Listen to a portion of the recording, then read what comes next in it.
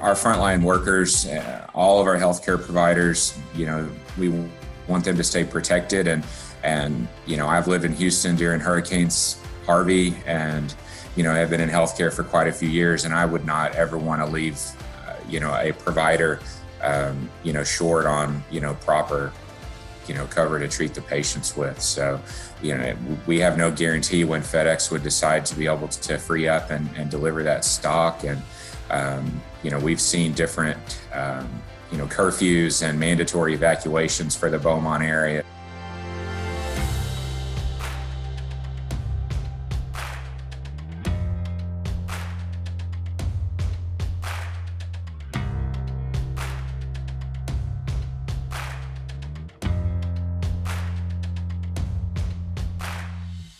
I try to be more humble and heroic, yes, but, our frontline workers out there, I feel like it's a calling to work in the supply chain ministry here at CHRISTUS and have great leaders with, my director, Tara, and her leader, Kim Lemons. And I would do anything to, make sure our patients have satisfactory needs and, no supply unturned.